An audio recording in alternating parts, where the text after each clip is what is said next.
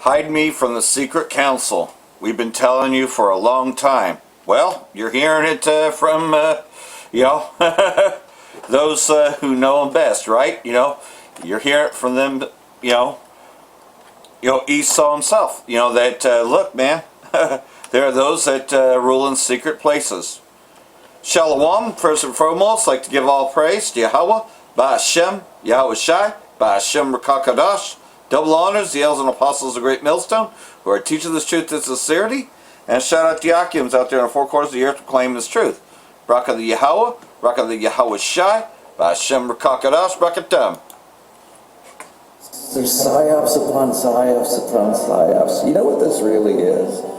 This is a giant 3D video game that we're in, and it's got so many things that can trip you up, and you've got to be super smart, and you've got to learn. They put in like all these, the worst people possible, because none of these elections are real. I have called them selections for a long time. It's all a show. People are just starting to realize that now. The idea that they thought you go into a closet with a shower, stop me if this sounds insane.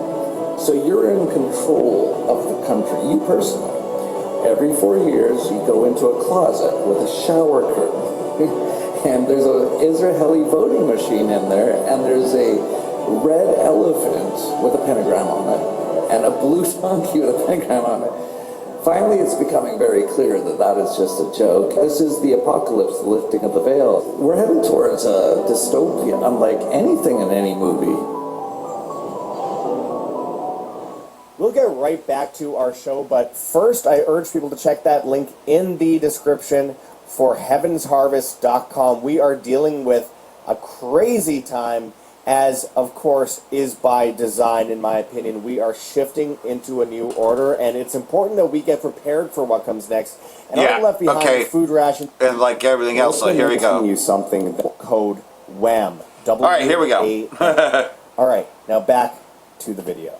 Hey everybody, Josh Sigurdson of World Alternative Media here, and we are joined once again by Jeff Burbick of the Dollar Vigilante, of course, the founder of Anarchapulco, which we are at right now in beautiful Puerto Vallarta, Mexico. And Jeff, you have a lot on your hands at this conference. You're doing a lot of work, and you're running around doing panels, speeches, and all that kind of stuff.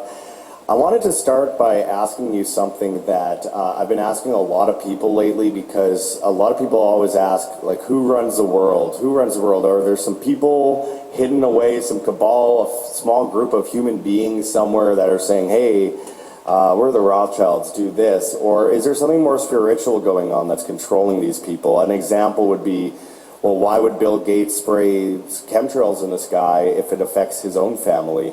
Well, I just feel like it's much bigger than human beings here, so I'd like to hear your thoughts on that. Well, what's been interesting is that a lot of people have been talking about this for a long time, like David Icke. It's this reptilian. No, there's not force. Not celestial beings. Melchizedek talks about it being a mimic mirror consciousness, and actually I think he's got that really right on. And well, they are demonic forces. I believe it is that. It's sort of this mimic mirror consciousness. You can also call it like satanic. It's basically kind of like the same thing. It's just using different terms for, religious terms or not. But, and everyone can see that, right? Like everything in the world is inverted. Like you go to school to be dumbed down. You have your democracy to be a slave. You go to the doctor to get sick. You go to, it's just nonstop.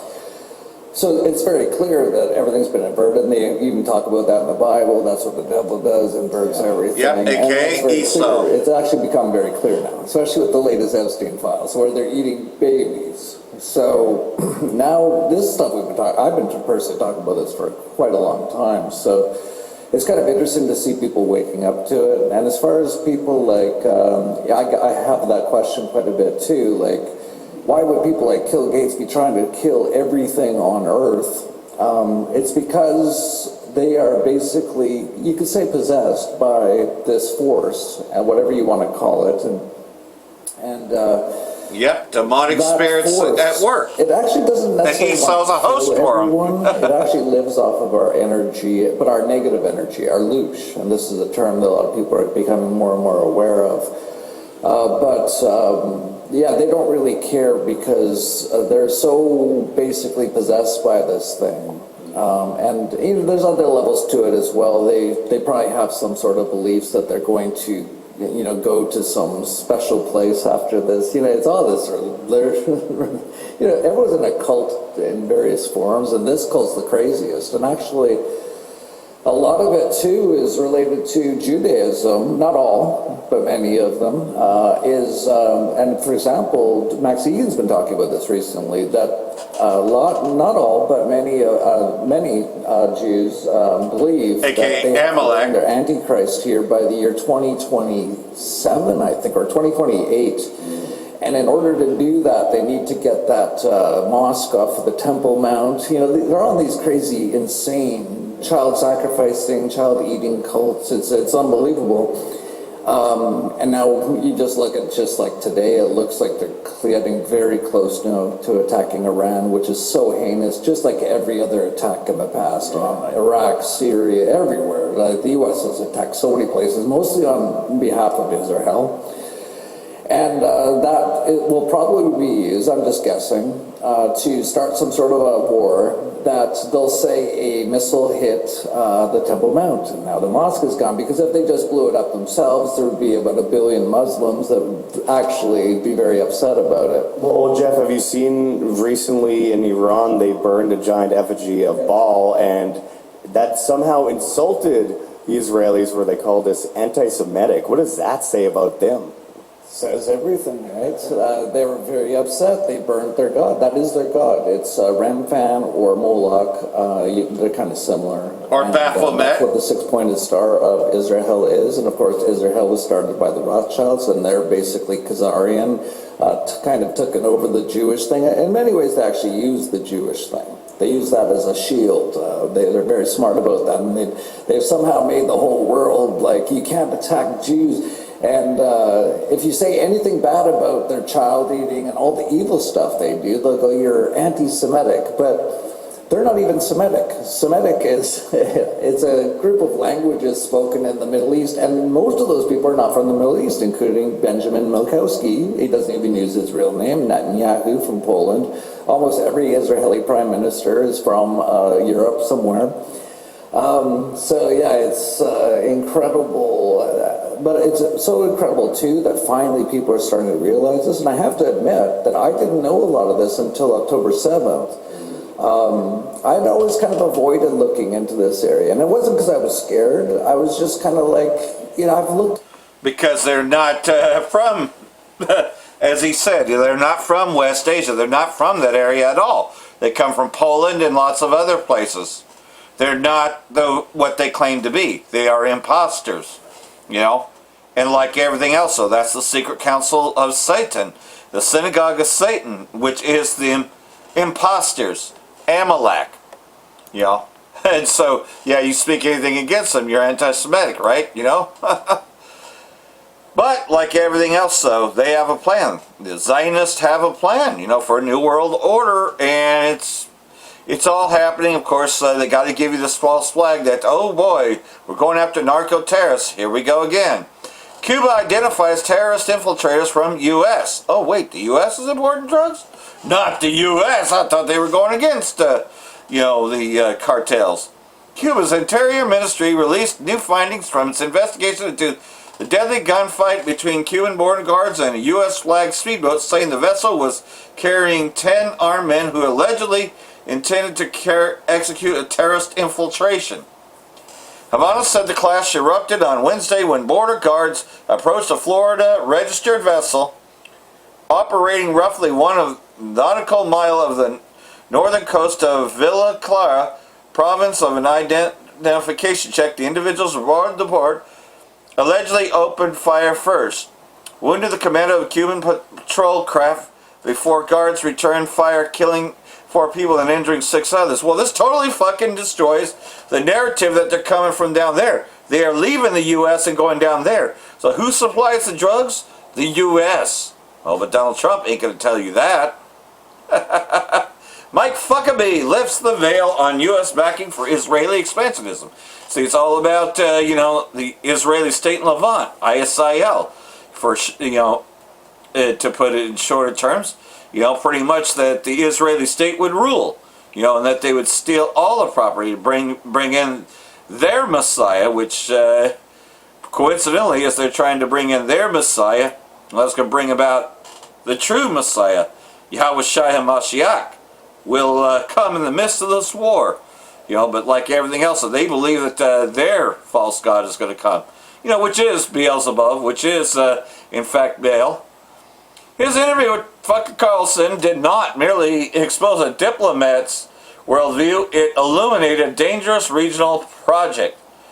When Tucker Carlson recently interviewed the U.S. ambassador to the Israeli state, their exchange did more than expose policy differences. It revealed something more consequential, not merely an ambassador misrepresenting history, but a vision of Israel's place in West Asia and of DC's role in enabling it, you know, which is the cabal to rule there, you know, and that is by proclaiming to be the Jews of the Bible, which they are not. Considering the claim that Christians are thriving in the Holy Land, he cited 34,000 Christians in Israel in 1948 and 184,000 today. Figures intend to suggest steady growth and protection. But numbers without context are a distortion, because it is totally distorted. And not to mention, in order to be a Christian, you have to be an Israelite. But like everything else, though, they gave you this narrative that anybody can be a Christian, right? Everybody can proclaim that. But that's not biblical. But Esau has been lying to the world for a long time.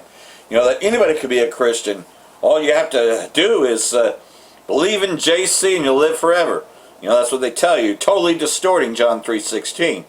You know, the whosoever is talking about is, of course, whosoever among, you know, among the Israelites. Because at the end of the day, world can also mean, it doesn't have to mean cosmos, but it can also mean, you know, of a specific race. And in this case, talking about the Israelites. So, of whom the world, you know. So, Esau has totally distorted that and used it, you know, to bring about counterfeit Christianity. Numbers without context are distortion, you know. And like everything else, though, you know, we know that they're not the real Christians. You know, but, you know, here we go, you know. He further implied that Arabs initiated the 1956 Suez War. The record is unequivocal. Israeli state invaded Egypt in coordination with Britain and France. Former U.S. President Eisenhower publicly opposed the invasion and forced their withdrawal, contributing to the resignation of his British counterpart, Anthony Eden. In 1982, during the Israeli invasion of Lebanon and the bombardment of Beirut, former President Reagan deliberately used the word Holocaust in a call with Israeli leader Begin, warned the assault and endangered the future relations between DC and Tel Aviv. You know, but like everything else, though, the Greater Israel vision implies the displacement of tens of millions of people. Such upheaval would not stop at the borders of West Asia. No. And like everything else, though, their broader plan is to take over that entire region. And that's what they're doing. They've been doing it using the U.S., of course, to help. King Bibi has been with the U.S. for a very long time in this plan. U.S. imposes new Iran sanctions ahead of Geneva talks. So you can put more sanctions as part of a bargaining chip. The Trump administration on Wednesday imposed new Iran-related sanctions, day before U.S. and Iranian officials will meet for another round of talks in Geneva amid the U.S. buildup in West Asia. So like everything else, though, you know, they are just pretty much you know, doing everything they can to destroy their economy, and at the same time speaking of peace talks, right, by threatening them. Iran enters third round of talks under fresh U.S. sanctions. The U.S. Treasury imposed new sanctions targeting Iran's ballistic missile program, which D.C. wants Tehran to give up as part of a nuclear deal. Third round of Iran nuclear talks begins with meeting between Iranian Omani foreign ministers. So, like everything else, so, you know. But at the same time, putting sanctions and, you know, sending warships there, right? Iran pursues clear nuclear stance, reiterates its right as per NPT, and international law. So we'll play some of this. Yes, hello again here from Geneva. I'm with the Iranian Foreign Minister spokesperson, Bagai here. He will leave in a couple of minutes to the indirect negotiations here in Geneva. Mr. Bagai, how is the situation? What do you expect from this day at in the indirect talks with the US? Good morning.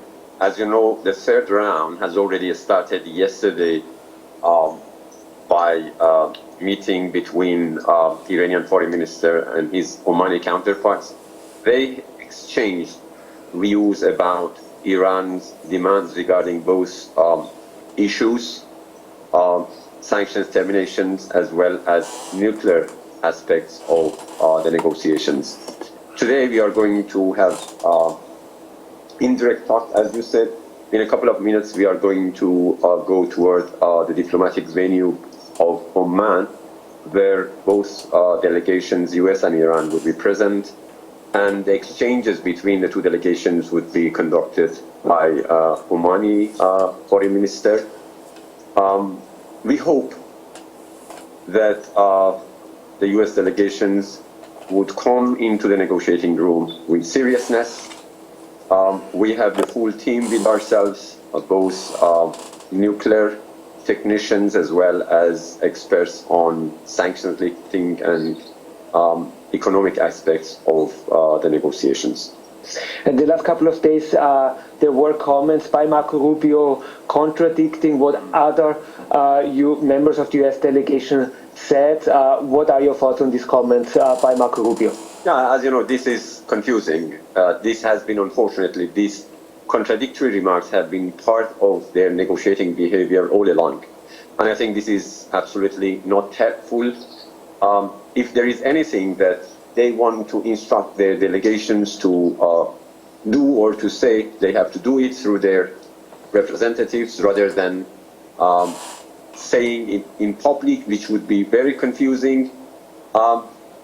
One interpretation from these remarks is that perhaps there is differences between their teams, and this is something that they need to resolve before embarking on these negotiations. But in any case, I think Iran has been steadfast, Iran has been consistent about these negotiations. We have focused on nuclear talks, and we have insisted on our rights in accordance with international law, in accordance with Article 4 of the NPT. And I think our positions are clear to everyone. So we have to see what would here in the negotiating room, and then we would decide accordingly. And what is your comments and your thoughts on the proposal submitted by Director General Grossi earlier this week? I guess IAEA Director would be present during the negotiations. As far as we know, he has already arrived in Geneva. The details, of course, should be discussed between the two delegations today.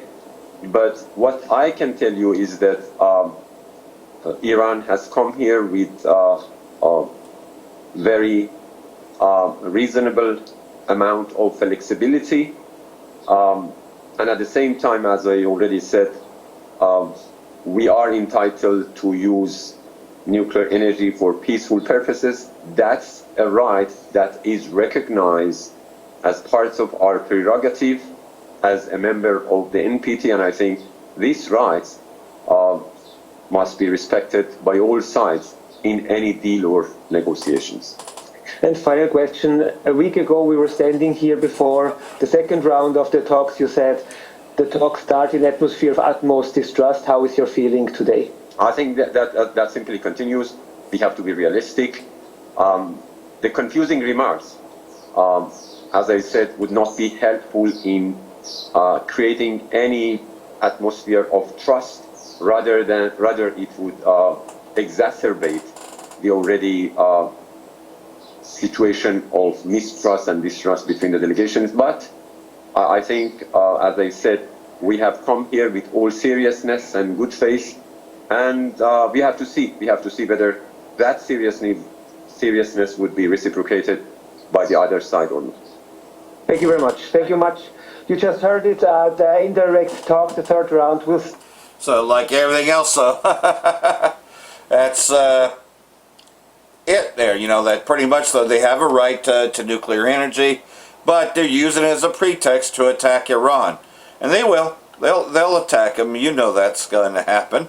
Countries issue regional travel advisories over U.S.-Iran tensions.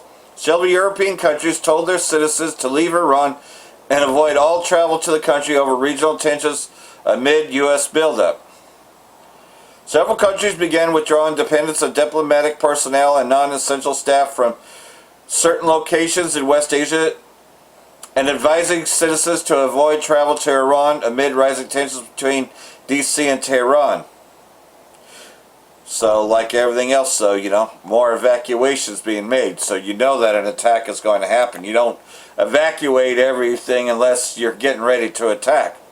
So, like everything else, though, nobody in Iran is optimistic, even though the last interview looked like they were optimistic. No one's actually optimistic there. You know, they know that an attack is coming, despite what the West tells you.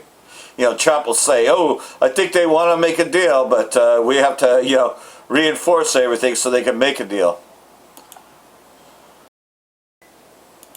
And in response to Donald Trump's speech, the Speaker of Iran's parliament delivered one of his own, reporting on the status of current US-Iran relations, emphasizing that Tehran is not developing a nuclear weapon and that Washington's baseless accusations disrupt peace talks. Here are some of his remarks. We have repeatedly said that we were not seeking nuclear weapons. We are not, and we will not be. We have announced this repeatedly. The Supreme Leader of the Revolution has said it. Our political and military officials have said it. We have said it verbally. We have said it in formal international forums. This is clear and transparent, but you still have your threats and you behave in this way. We say that all options are on the table, both dignified diplomacy and regret-inducing defense. Let's cross live now to Professor of Political Communication at the University of Tehran, Fawad Azadi. Mr. Azadi, thank you so much for joining us. Sure, thank you. Now, in his State of the Union speech, Donald Trump said that U.S. relations with Iran can reach a diplomatic peace if Tehran agrees not to develop a nuclear weapon. Now, since Iran has always made it clear that it's not pursuing nuclear weapon production and has no plans to do so, what do you think of his statement? You know, there are two possibilities. One, he is not informed because, as you said, Iranian leaders have not only said that they don't want to build nuclear weapons, they don't have the ability to do so with an agreement like the nuclear agreement they had. Under that agreement, Iran was supposed to enrich at 3.65% maximum, which means you cannot build a nuclear weapon. You need to enrich more than 90%. And Iran was under extensive inspections by the International Atomic Energy Agency. So if the idea was for Iran not to have a nuclear weapon, Trump shouldn't have left that agreement in 2018. That's what he did. So either he's not informed or he's planning another attack like last time in the middle of negotiations. The difference this time is that no one in Iran is going to be surprised again. So the country is ready to defend itself, and it would be foolish for Trump to try to do to Iran what Trump did in June. And U.S. Senator Ted Cruz has just publicly urged Trump to arm Iranian protesters in order to help them overthrow their government. Now, given that Trump himself has expressed support for regime change, how likely is it that the U.S. will actually pursue this path? You know, the Israelis have done that already. We have Mossad agents. This is not an Iranian professor saying this. We had Mike Pompeo, the former CIA director, the former Secretary of State, sending Mossad agents greeting messages when we had the riots in January. So Mossad has done that. Yes, the Americans can try doing that. They already had a coup in Iran in 1953. They can try this type of anti-Iran activities again, but they're going to fail again because, as you have reported, we had, after the riots, basically a few days after the riots, we had millions of people showing up opposing Trump, opposing Netanyahu. There could be some people that are dissatisfied with government policies, but they don't want to be Trump's foot soldiers. damaging their own country. They see what happened to countries like Syria and Libya. They know these people are genocidal. They remember what happened in Gaza, what is happening in Gaza today. So overall, the Trump administration has this option of repeating the past mistakes or changing course. And tomorrow in Geneva, they have another chance. Iranian officials generously have given Americans another chance to correct their failed policies. But like everything else, though, we know that eventually everything does lead to war. But we're in the part where you still hear of wars and rumors of wars. As we get closer and closer to the mandate, they will mandate this thing very soon. You know, they are replacing a lot of systems. Winco recently just got a change in cashier systems. Now, there's still cash there, but you know, you go to Taco Bell, you go to a few other places, there's only one cash register now instead of there being 3 cash registers, and they are forcing you to do a kiosk. So everything's moving towards that system where eventually cash will be eliminated. We sound like a broken record, but you know, the penny is not the only thing that they're getting rid of. And by January 1st, they already have the digital system already there. That's what happened over the Stupid Bowl. You know, while everybody was watching the Stupid Bowl, me, I only caught a few beer commercials and I didn't even watch the goddamn game. I was more interested in the Puppy Bowl, okay? You know, and that's just because of the fact that, you know, I'm not really with a lot of things. I didn't really like either of those teams, but I wasn't distracted by the bread and circuses. I knew that they were signing executive orders. You know, while everybody is all pissed off about Bad Bunny and Hillbilly Vanilli, aka Kid Rock, you know, they're distracted with that. I knew not to be distracted, you know. And so they signed into law that, you know, everybody would have to be on this new stablecoin system. Yeah, that's there, and that's hidden. You know, because the news ain't reporting on it. They're just talking about Bad Bunny and Hillbilly Vanilli at the time. U.S. Navy withdraws all vessels from Bahrain base amid tensions with Iran. So, like everything else, though, they are evacuating. Satellite images show that the U.S. Navy has withdrawn all of its vessels from its base in Bahrain. This move comes amid concerns that the headquarters of the U.S. Fifth Fleet in Bahrain would become target for Iran when conflict breaks. A similar step was taken by the U.S. Navy in June following the attack against nuclear facilities. Israeli military estimates that the U.S. has reached a point of no return regarding a strike, and that senior military and political officials would receive only very short notice before any U.S. attack. So it's going to happen. It's going to happen, but before the nuclear war breaks out, they're going to mandate everybody to have an identification device. Iran rushes to load oil onto ships in anticipation of U.S. strikes. See, they're already getting ready. Saudi Arabia also plans to boost exports in a sign oil producers see potential U.S. attack disrupting energy exports. So like everything else, though, they know that, okay, this could be, you know, the Sea of Hormuz could be closed during this war. And that's going to send gas prices up, leading further towards the digital dollar, by the way. Because when gas prices are high and all that, they can easily bring in the new stable coin. Iran is loading almost 3 times the amount of oil it normally does onto tankers in Persian Gulf. As a sign, it is anticipating U.S. attack, which prevents its oil from hitting the market. So, you know, they're trying to get all final sales before the attacks. Reuters reported on Wednesday that Saudi Arabia is increasing its oil production and exports as part of a contingency plan should the U.S. attack Iran and disrupt supplies. So, you know, just try to conclude business so that way they can have their war against Iran. You know, because the U.S. is going to do it anyways. And like everything else, though, the liar and thief, you know, the child molester in charge. Iran says the U.S. is repeating big lies after Trump's State of the Union address. Iran's foreign ministry spokesman Baghashi said on Wednesday that the U.S. was repeating the big lies about Iran's nuclear program. Comments came after President Trump delivered the State of the Union address. In the address, Trump claimed he wanted to deal with Iran, but Tehran wouldn't say those secret words. We'll never have a nuclear weapon, even though Iran official position is that it will never seek a nuclear bomb. And they've said it on numerous occasions. So they're saying, look, that's a lie straight out. On many occasions, they said that they're not seeking to build a nuclear weapon, that all this is hogwash, that they are pretty much, you know, they have the right to enrich uranium, they have the right to, you know, have a nuclear program, which is for energy purposes.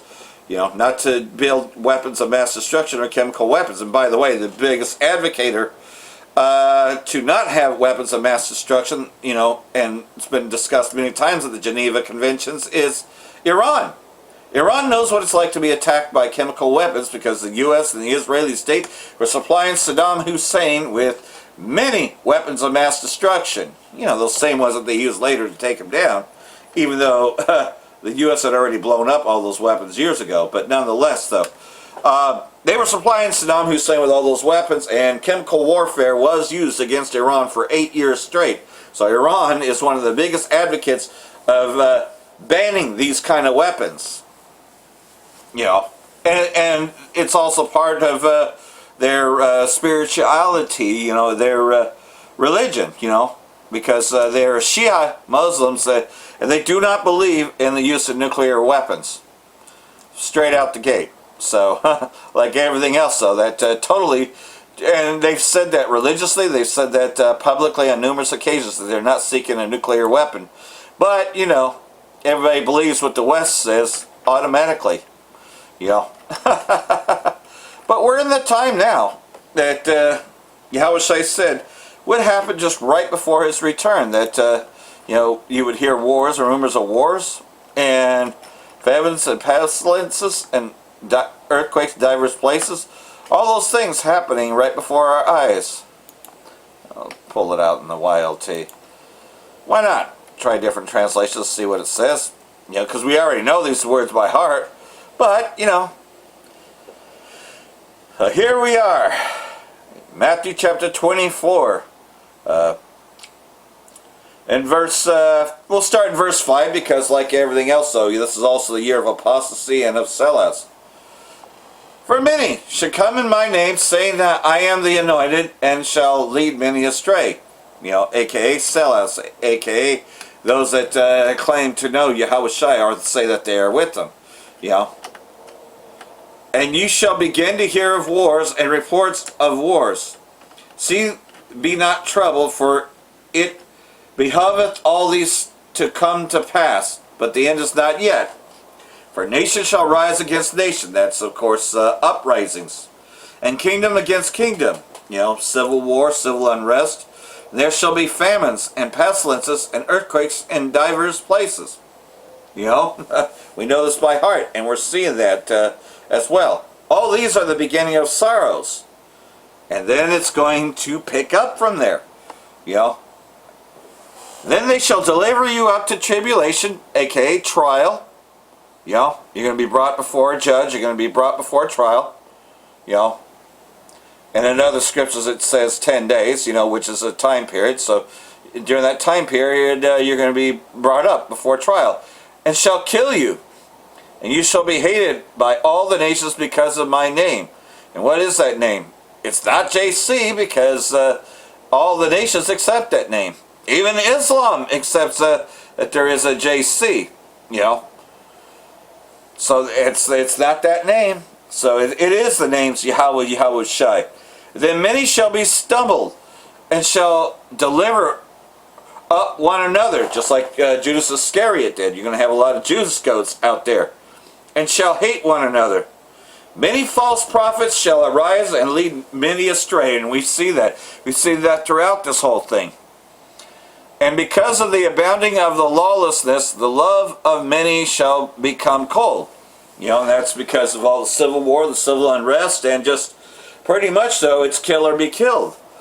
But he who did endure to the end shall be saved. In other words, that didn't get caught up in all those things is the one that's going to be saved. That still went out there diligently teaching this word and did not give up the ship, did not take the MOTB, because that's coming. That's a big part of this. The MOTB is going to come amongst all those things, but we're not going to take it, and we know what the MOTB is. It's the implantable device that's coming. And like everything else, Apostle Tahar has done a breakdown on what it's going to be like refusing the MOTB. How you're not going to be able to buy and sell, save ye that has the mark. Bringing it to full light. So hopefully all this has been edifying. For that I will say, Bracha the Yahweh, Bracha the Yahweh Shai, Ba'Hashem Rekakadash, Wa Abba Babal.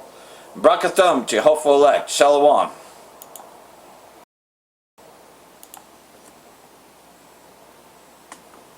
Shalom, giving all praise to Yahweh, Hashem, Shah, Hashem, Kakadash, Shalom to 144,000 rescued, Shalom to you all.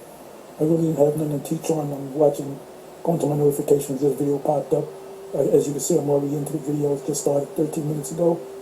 Entitled what it will look like when you're denied for refusing the MOTB, our faith will be tested. Right, that's pursuant to Revelation 3 verse 10. But anyway, the elder made a statement concerning the other camps that teach that the MOTB is not the chip, that you're going to take it. My belief is, this is my personal belief, is that those guys know it, but they just want to appease their leaders because they kind of think that this guy got the most. I got to be dealing with this guy. But they know that the MOTB, based upon the way we've been teaching it, they know in the back of their mind, we can't read what's in the back of their mind. They're saying, well, what if it's true? And if it is, I'm not going to take it because I know that's a chip. So I believe, because you had mentioned Captain Desariak and General Yohana. If General Yohana says go ahead and take it, if General Yohana says don't take it, that's a MOTB, GMS is right, then he may very well be the one of the elect. And the majority of his people will follow him. However, if he says don't take it, we were wrong. If he says go ahead and take it, it's don't listen to GMS, they're going off. I believe that a certain number or percentage of them are going to say, no, we ain't taking it. If you're a false prophet or you sold out or whatever. And I do believe Captain Zariak and even Captain Kadazak and others are going to, they're going to defy their leaders. But, and ultimately, if they're elected, they're definitely going to defy their leaders. So we keep bringing this conversation up. I didn't have any topic, but I said, let me land back off of this. I'm not going to be long on this. Let's see where the Spirit takes me. The same thing goes with Bishop Nate. He knows that we're 100% right as far as the MOTB is concerned. Let me say that again. Bishop Nate knows that we are 100% right concerning the MOTB.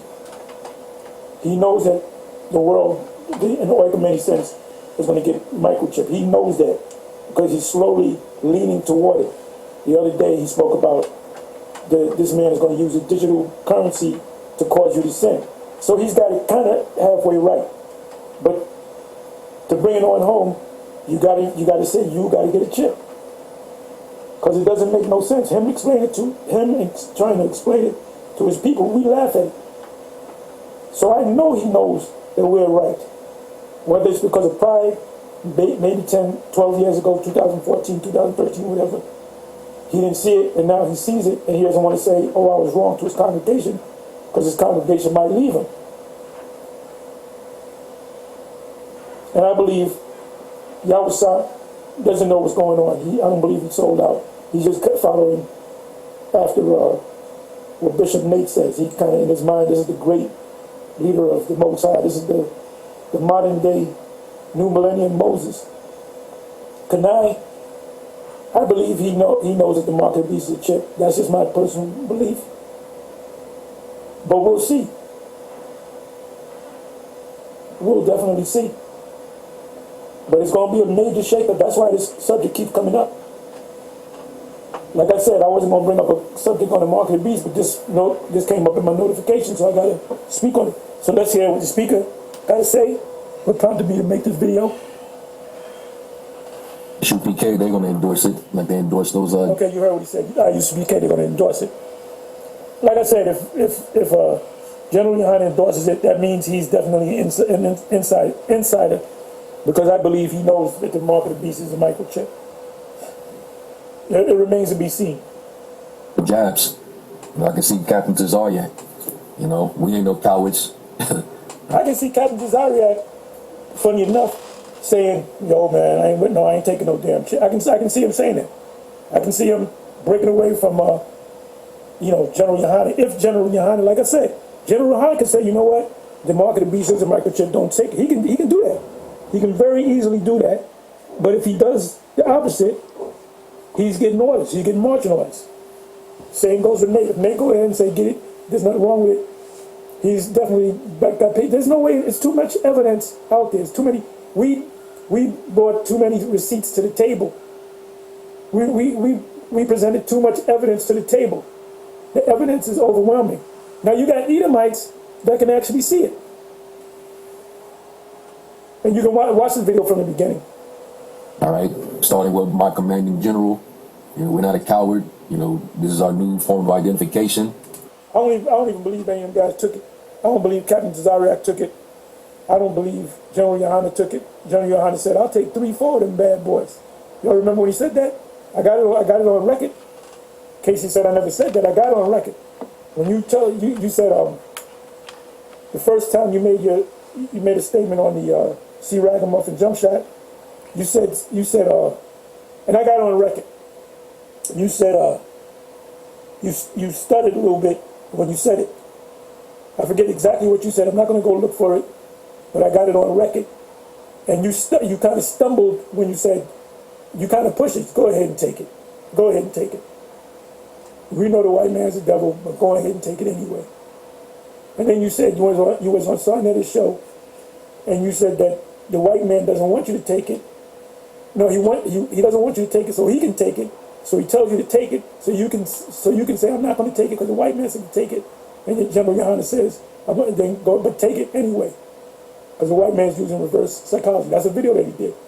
He was a guest on Sarnet's show, and I got that whole video. He chopped it up to the main parts, but I got the whole video. So you can't say you never said that. Which I said that means you sold out. You definitely sold out. But the final test is going to be whether you're going to tell your people to take the chip or not. And the ones that do take it, that means that they're not at the left and they're going to be destroyed along with you, even if you don't take it, because you told them to take it.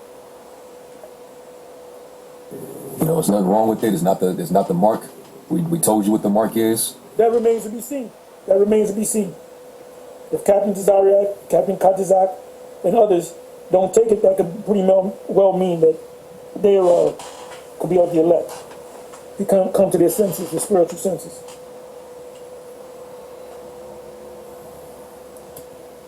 So go ahead and take it if you want to come to the next Passover,